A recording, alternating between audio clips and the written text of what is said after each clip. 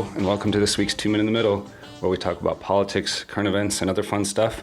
My name is Jason Peterson. Craig and Brandon are on break this week, so I thought I'd take a topic and give you a bite-sized pod. I'd like to talk about Section 230, which is also known as the 26 words that made the internet. We have to go back to 1996, though. In 1996, the U.S. Congress and President Bill Clinton passed the Communications Decency Act, which was part of Title V of the broader Telecommunications Act from the same year. Title V was written to do two things. First, a failed attempt to regulate indecency and obscenity in cyberspace. It was immediately controversial. The ACLU sued, took it all the way to the Supreme Court, where it was ruled unanimously that the language was unconstitutional. The second part of Title V is Section 509, also known as Section 230, due to how amendments to the original Communications Act work. The Section 230 was determined to be severable from the rest of the legislation and has remained in place. Now, let's rewind to 1996. For our younger listeners, if we have any, Twitter and Facebook didn't exist, TikTok didn't exist, YouTube, Wikipedia, Google did not exist. In fact, there were under 100,000 websites. None of these sites were email-based. Hotmail didn't even arrive until July of 96. We accessed the internet over modems, big chunky CRT monitors. We probably pulled up Alta Vista to search for results, and Lycos was the most popular entry point. If you were really progressive, maybe you were using AOL or Prodigy. You were using Netscape as your browser. Apple was not known for iPods and iPhones. Instead, it was the Newton PDA. And maybe most interestingly, Americans spent less than 30 minutes a month on the internet. That is the context in which this legislation was written and still applies to us today. So back to Section 230. Section 230 itself has two statutes. The first of which is the aforementioned 26 words that I will read to you now. No provider or user of an interactive computer service shall be treated as the publisher or speaker of any information provided by another information content provider.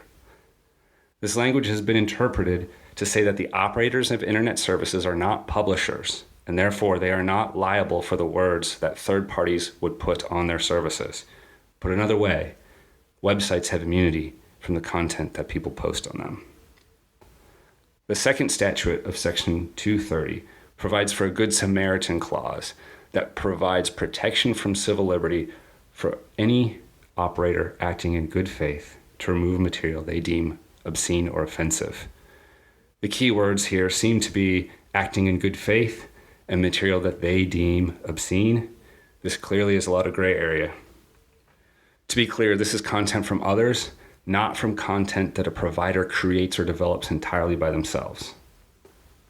All right, so Section 230, what's the positive side of this? Why is it labeled as it made the internet?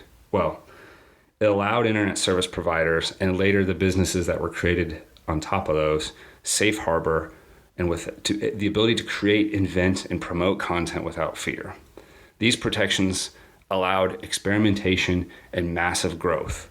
We saw the creation of multiple search engines, social media as we know it today, video streaming, cloud computing. The growth of all these businesses would have been severely hampered, if not prevented, by strict legal ramifications of the content with which they posted. There are estimates that Section 230 has contributed to almost 500,000 jobs in the U.S., representing over $44 billion annually. I imagine the numbers are even higher. Now, we could probably spend an hour talking about the history of legal challenges to this, particularly because of how these clauses were written. But I will summarize it by saying that there have been rulings that weakened Section 230 around copyright infringement, fair housing, and sex trafficking. Most listeners would likely read the details of these lawsuits and largely agree with the rulings, maybe despite some misgivings about the broader interpretation of free speech. But in these cases, it seems like the congressional intentions were in the right place. A common thread through this, though, I want to note, seems to be that external pressure, either provided by media or individual lawsuits, encouraged content providers and websites to act, and then when they didn't, legislation appeared. So let's come up to a little bit more modern time. Just since 2018, there's been a lot of attention in this area. It's been referenced in protections for the prevention of hate speech, for terrorism-related content, and especially around platform neutrality. Ted Cruz, Josh Hawley, Louis Gohmert, they all introduced legislation since 2018 around the latter debate, around platform neutrality. And there was some early support, perhaps surprisingly, from Nancy Pelosi. Thus, the public debate on Section 230 took a pretty big turn. In the start of the 2020 presidential campaign, both Beto O'Rourke and Joe Biden came out in favor of weakening protections provided by Section 230. And in May of last year, when Twitter started labeling the president's tweets as misleading, he signed an executive order called Preventing Online Censorship to try to force regulatory action. Now, they were specifically targeting the Good Samaritan Clause, trying to prevent biased editorialization, and 2 lawsuits since then appear to be preventing its enforcement. Following that, in June, the Department of Justice issued 4 recommendations to Congress on ways to clean up Section 230. Again, the focus seems to be around bias in media presentation, and 2 good parts that maybe are suggested from this. The first is defining the terms otherwise objectionable and good faith with more specific language. And in particular, being more transparent by showing what moderation takes place and when it takes place. The goal of the Department of Justice review and suggestions was to promote new legislation. That seems to have been successful because there have been 5 new bills proposed in the last 9 months. None of them moved very far, though, and in December, President Trump threatened to veto the 2021 defense spending bill if Section 230 was not completely repealed. He followed up on this threat and vetoed the bill in December. However, both the House and Senate overturned it in January. Last month, February of 2021, Senators Mark Warner and Amy Klobuchar proposed a new bill called the Safe Tech Act. This is the most recent one that's under consideration. It explicitly says that immunity does not apply to lawsuits that are alleging stalking, harassment, or intimidation. It exempts wrongful death actions. It establishes that immunity does not extend to advertisements, meaning if you get paid to host content, you shouldn't be completely free of liability for it. And in a subtle tweak, the bill would get rid of immunity altogether when it comes to injunctions rather than damages. This means practically that if someone's suing for an action, like taking down harmful content or suspending an account, those content providers may be held liable. We need to pay close attention to this in the coming months. There's been so much misinformation spread over the last couple of years. There's been so much partisan attention to how content is consumed, promoted, and delivered. We've seen the splintering of media, and we've seen niche news aggregators become much more influential. Legislation that changes 230 will have a huge impact on how we consume media, how we read facts, and how we share information with each other. It seems foundational to the next stage of our democracy. Now, I've seen some analysis that suggests this problem is too hard to solve, that these content providers like Facebook and Twitter and Instagram are inundated with user content, millions of pieces, and it's too hard to filter through.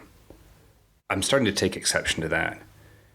Our human ingenuity has sent a man to the moon, created self-driving cars, solved for vaccines. We've done such incredible things, yet we can't think creatively about how to solve this problem. There is a model where this has worked. If you look at Wikipedia, there is a form of community moderation that's been highly successful over many years. You cannot just post anything, any mistruth, or anything that's not accompanied by facts and citations without it getting attention from volunteer moderators who often very quickly revert misleading or false information.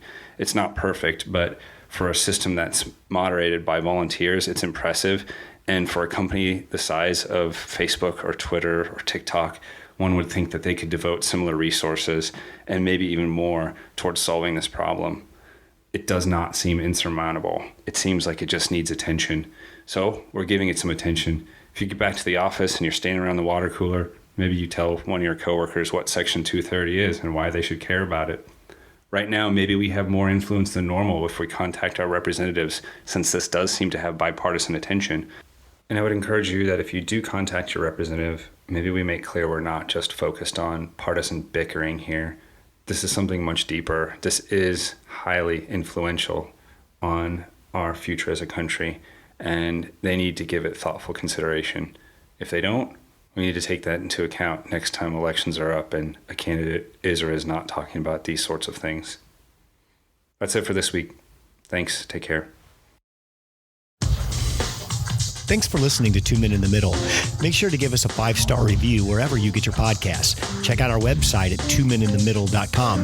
Drop us an email at 2meninthemiddle@gmail.com or tweet at us at 2 Men in the Middle. We'll see you next week.